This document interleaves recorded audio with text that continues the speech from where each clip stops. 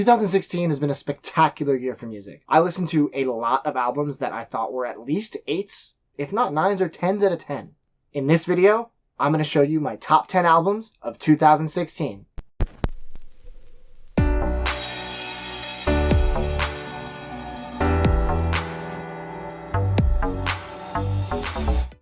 So I've been really busy this year, and I listened to a lot of good albums. However, I also didn't listen to a lot of albums. It's really difficult to listen to every release that comes out and actually give them the honor and respect they deserve.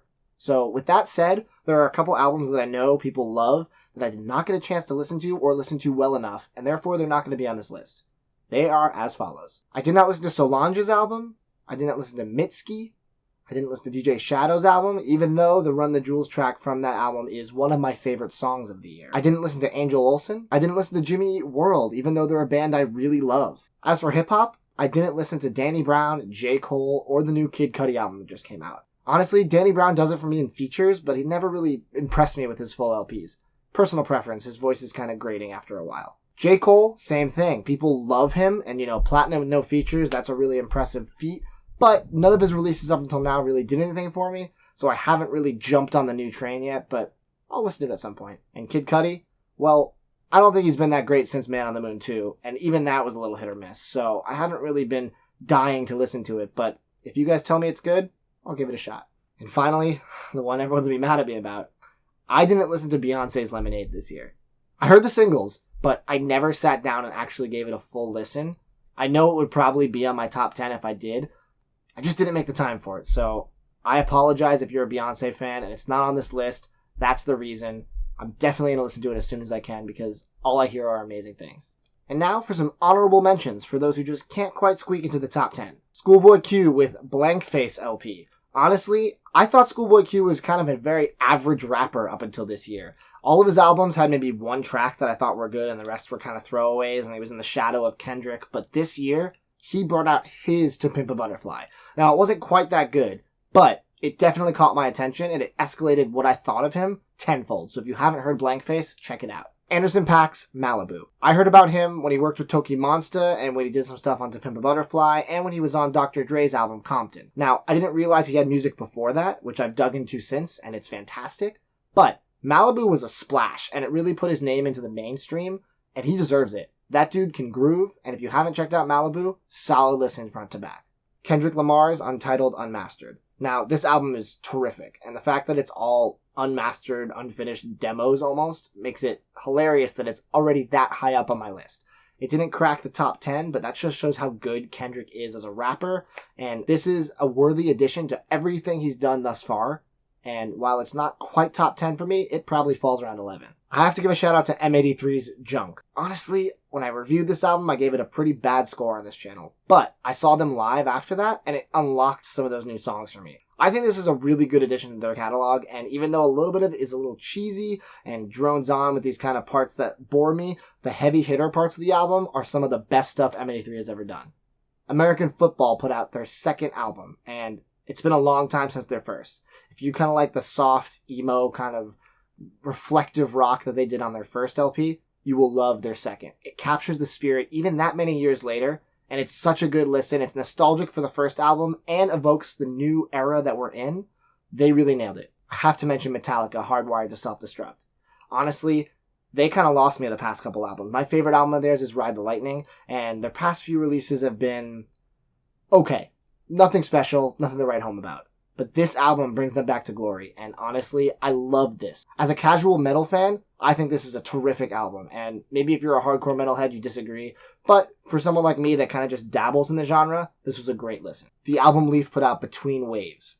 Album Leaf is one guy, although he has a band when he tours, and I'm sure he records with a band, and he does these incredible, beautiful soundscapes with piano loops and guitar work, and everything he does is amazing. I love all of his albums, and this is a more evolved sound for him. There's a little more singing on it than usual. It has a more full-bodied sound to it, and I think he really nailed it. I think if you haven't checked out the album Leaf, this is a great one to start with, and then work your way back in the catalog. And finally, the self-titled album by Minor Victories was a really solid listen. This features members of Editors, Mogwai, and Slow Dive, the singer from Slow Dive. and they made a kind of weird indie supergroup and put out one album, and it's beautiful. Mark Kozlik's featured on a track. This is a sleeper album that if you don't know about it, I highly recommend checking out if you like any or all of the bands I just mentioned. Now on to my list, my top 10. I have to remind you, this is my top 10, not your top 10. So if you disagree, I want to know why in the comments, but don't be mad at me. Everyone has personal preference. Number 10 is Tim Hecker, Love Streams. This album is an evolution of Tim Hecker's sound, and if you don't know him, it's a ambient kind of soundscapey artist who does a lot of experimental noise. Some of it's a little heavier, some of it's a little more sparse, but he always sits in that realm of ambient music. Now, Love Streams was a little more ethereal than his past stuff. I almost think it sounds like a more ambient version of Taiko, who I absolutely love. So if you like Tim Hecker and you haven't heard the new album, I personally think it's an upgrade in his sound. I love this record, and I'm really happy I picked it up on limited clear vinyl. Number 9 is David Bowie's Black Star. David Bowie is an artist that we lost too soon, unfortunately. As we all know, he was the start of the many unfortunate deaths of 2016. But he left us with a beautiful parting gift. Black Star is not just a great album because it's the end of his beautiful and incredible career. It's actually a terrific album on its own. It has these kind of like station-to-station-y long songs that you just kind of get lost in, these jazz solos in there. It's a really darkly themed album lyrically, but it's like he understood that he was going to die. And I think I read an article where he said that he realized it and he sensed it and he was ready to die. And honestly, we're not ready for him to go, but we have a lot of his music to appreciate over the years, and Black Star is up there with some of my favorites. So this is sitting proudly at number 9. Rest in peace, David Bowie. Number 8 is A Tribe Called Quest. We got it from here. Thank you for your service. This record came out of nowhere. Tribe was like, hey, even though Fife passed away, rest in peace, we're going to put out another album. And I was skeptical knowing that Fife was probably my favorite member of Tribe Called Quest. So I was curious to hear, what exactly they were going to bring to the table. And to be completely honest with you, on first listen, I was underwhelmed. I thought that it was trying to bring back a sound that wasn't around anymore. It felt a little dated. It felt like it was missing a piece, because unfortunately it was. But I started listening to it more and more as everyone else was like, this is so good. And this grew on me harder than I don't think any album this year. First of all, it has a bunch of great features on it, including the great Andre 3000, which is, I think, my favorite song on the album, Kids. But it really harks on this era that's lost, and in a good way, not a bad way as I thought. It brought back old school, the golden age of hip-hop in a way that no one else is really doing right now, at least not doing successfully. Maybe you got your Kendrick kind of bringing that back a little bit, but nothing like Tribe. Tribe are legends for a reason, and honestly, this is a wonderful bookend to their career. I got super lucky. I found out that they were doing this pop-up shop in LA, and I didn't know about it until it was too late, but they were selling these white label promos numbered out of 1,000. Found out that Fingerprints Records had a couple extras, so I went on faith to their store, and I got lucky and got what might be the last copy. It was the only copy there. So, really stoked to have the promo version of this, and if you haven't heard this album yet and you're a hip-hop fan, I think you're going to be pleasantly surprised. Give it a couple listens. Number 7 is Boney Bears, 22 A Million. I haven't picked up the record yet. There hasn't been a limited edition of it yet, so I've kind of been slacking on picking it up. Usually that's what lights the fire under my ass, is when it's like, there's 300 copies of this and you have to get it now, but I'm going to get it when I want to get it. I've been listening to it digitally, and honestly, this album is such a nice third album in Boney Bears' wonderful discography. Glitchy, folky, angelic. Boney Bear messes with his voice and does all sorts of strange pitching and glitches to make a very unique folk album that could have followed in the suit of the first two, where it's beautiful and orchestral or beautiful and simple, but this is beautiful in its kind of eerie and unknowing way. I gave a review of this album earlier this year, and if you haven't, you should check it out because I go way more in depth, but this is an awesome album, and we're lucky to have it. Number 6 is James Blake, The Color in Anything. Same reason as Boney Bears. Haven't picked this up yet because there's no limited version, but I will own it ASAP. This album is my favorite James Blake album. It's his third LP, and it is so beautifully done. Every song is gut-wrenching, and the way he does his minimal R&B is unlike most artists out there. My only gripe with the album was that it's too long. I felt like it was a lot of the same by the end of it, even though all of it was very good. And I still feel that same way, but the best songs on the album justify it being this high on my list. I think that if you like James Blake, you have to love this album. Some of his best tracks from his entire career are on this album. Plus, he has a duet with Boney Bears, so how do you fight that? Alright, we're at the top 5. Number 5 is Taiko Epoch. I have this on the way. Ghostly hasn't shipped them yet, so I'm waiting for my limited edition red vinyl to come in. Epoch is a terrific addition to Taiko's discography. He said that it kind of feels like this wave as it goes through his albums, and this is kind of like the end piece of whatever saga he's been working with, and I would agree. Awake is one of my top 10 albums, maybe top 5 of all time, and that's the album that preceded this. This captures a lot of those feelings, but is a little more aggressive in the right ways, and it's just as catchy. If you like Taiko, Epoch is a win. If you don't like Taiko, this could win you over and make you a Taiko fan. I recommend seeing them live, and I also recommend checking out this album if you haven't, because it's my number 5.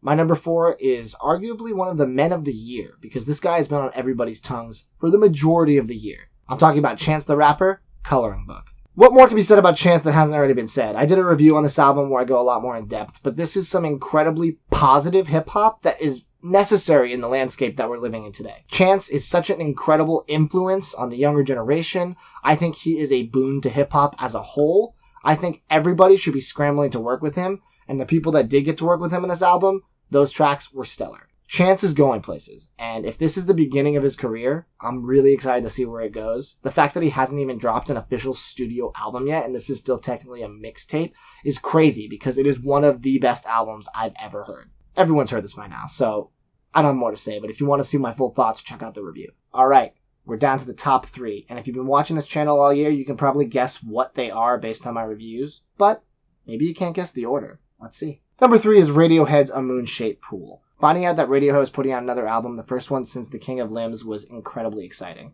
They have been a full hit, no miss discography. Even their first album, Pablo Honey, which a lot of people write off, is a great alt-rock album. A Moon-Shaped Pool is logical progression for the band in their career, where they are in life, and it's an absolutely beautiful album.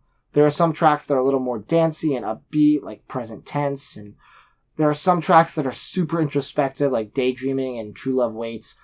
The whole thing is a Radiohead album, in the sense of you need to listen to it multiple times to really understand all the sounds you're hearing, all the lyrics, and take in the message and the feeling of the album. This album was so good that I didn't just pick up the white vinyl version. I also had to pick up the deluxe book, which comes with all sorts of awesome art in here, and there's some CDs, really nice stock for the paper. It's not a special edition vinyl itself. It's just, I think, the standard in this really nice packaging. But I didn't want to miss out on anything with this band and this album. My number 2 album of the year is Kanye West, The Life of Pablo. Now, this was a tough one between this and number 1 because I like them both equally. And honestly, the two genres are quite different, so I don't know how I can compare them. So I made an arbitrary choice, and I gave number one for a reason that I'll talk about there. But right now, we're here to talk about Kanye. Kanye has had a really interesting year. He has been in the news constantly, not always for good things, but Kanye's been a bit of a controversy for the majority of his career. And honestly, I don't judge him as a person because I don't really know him that well. I did get to meet him once at Amoeba, but I still don't know him, so I judge him based on what I consume, which is his music. As you guys know, I have a video about my Kanye discography.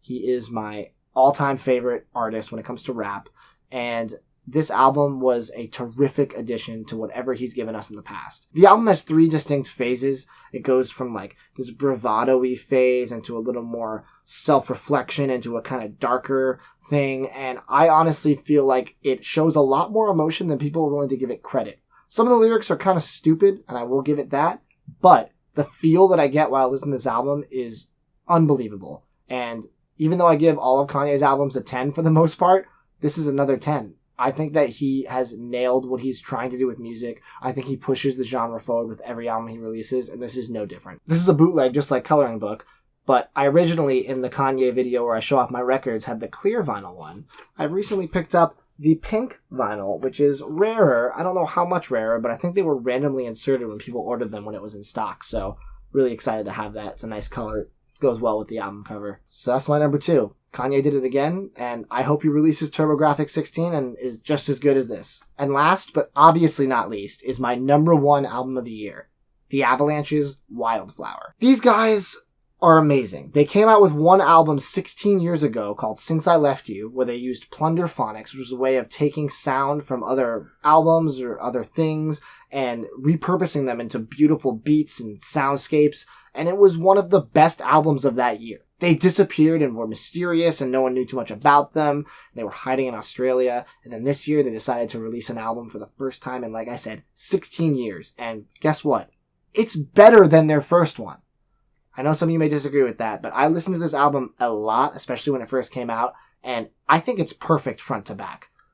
They have some really cool features on this, which wasn't really a thing they did on their first album, including Danny Brown, MF Doom, Father John Misty, Biz Markie, and this album front to back is a masterpiece. It's meant to be listened to in full because you don't want to stop listening to it. Every track you want to just know what's going to happen next, and they all bleed into each other, whether it's sonically or thematically. They crafted this album so well.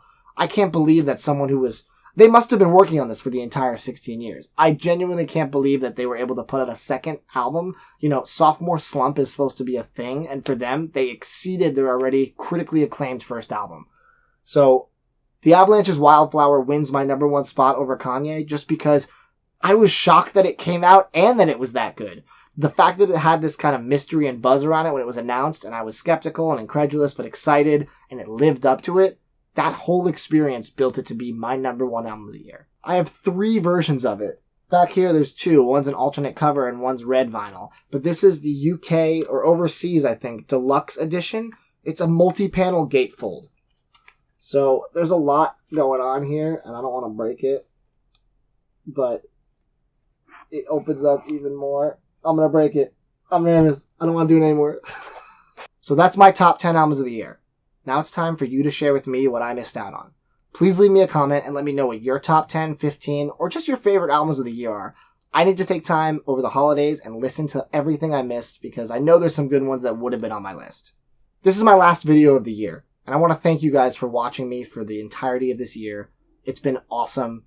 I've made a lot of cool friends on social media. I've met some cool people in real life, and honestly, we have some really good stuff planned for 2017. I also want to look behind the camera real quick and thank Chris, the gentleman who's helped this sound and look much better since the transition to Too Many Records. So thank you, Chris. You are awesome. Honestly, we have a lot of cool stuff planned for 2017, so I really hope you'll stick with us and see what we have in store. If you like this video, give it a thumbs up, leave me a comment as mentioned. Please subscribe, share it with your friends, and I will see you in 2017.